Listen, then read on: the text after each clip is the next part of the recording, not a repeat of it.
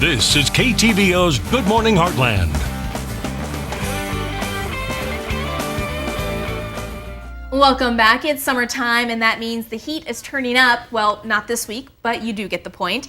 And we've always been told to drink more water, especially in the summertime. Today, we have Dr. Puckett from Complete Family Medicine to discuss some of the other benefits to drinking water besides simple hydration.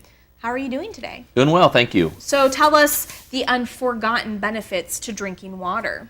Well, there's a whole lot of them. So, of course, we get told, water, water, water, and that we should drink water in place of some of the other things. But one of the first things that water does is it helps fills us up. And so that we don't eat as much, we don't gain as much weight. So you can actually think about water as a part of your weight loss technique. So I encourage people to drink a glass of water before their meal. Even 10 or 15 minutes before, and then having a glass of water and drinking it while you eat has been proven to decrease the amount of calories that you intake. And then, of course, if you're replacing calorie-filled beverages, sodas, juices, whatever, with water, then you're cutting out calories, and so it can be a great weight loss technique. Yeah, so and also speeds up your metabolism, like you had just mentioned too. Yeah, if you drink a nice, good, cold glass of milk or of water, then it's going to cause your body has to heat that up, and so drinking anything cold, but especially water, because you have those other benefits as well, it'll rev things up.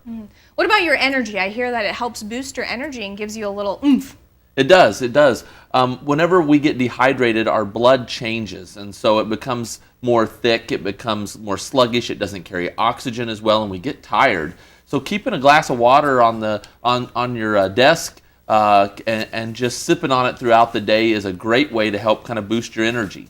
What about stress? Does that actually help relieve some stress? Yeah. Is that possible? Yeah, your brain is about 70 to 80% water.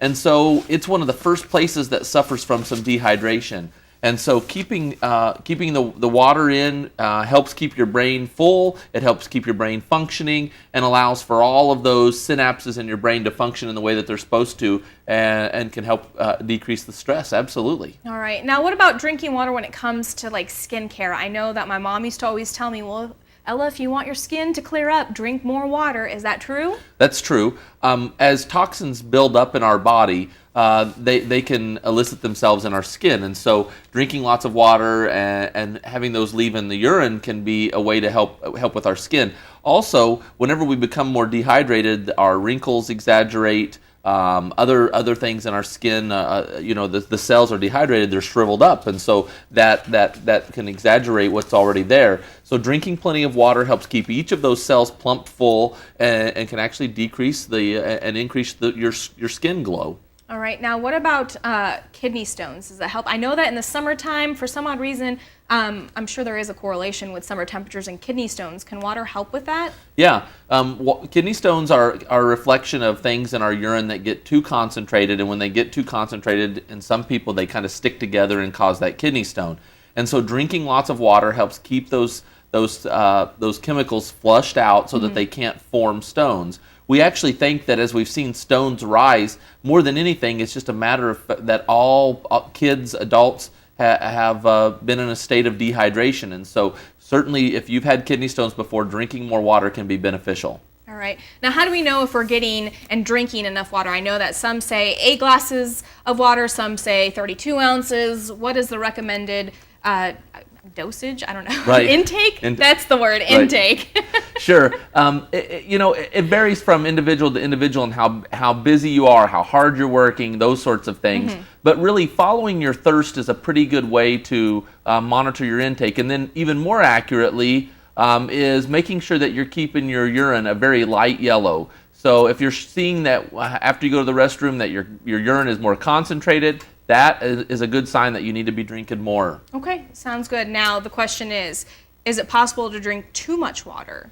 It is, and especially if you do it all at once. Now, there's some folks that, if you're young and active, it's really pretty hard to drink too much water if you're just doing it throughout the day. Your body will self-regulate. But there are some in our senior population that we actually put on fluid restrictions because their body will leach out too much of the sodium and some of the other chemicals that can be important. It can actually be a problem. So we actually prescribe some patients to only have a 1.5 liters of water a day.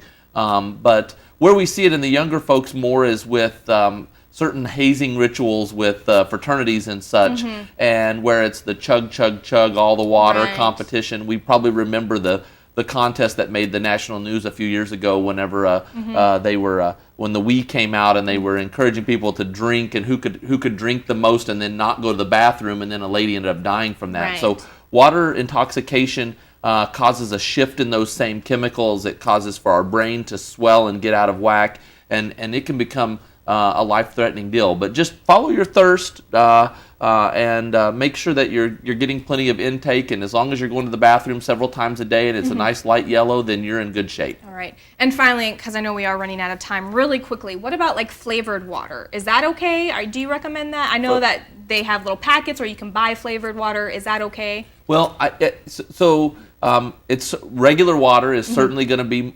more pure and with less additives.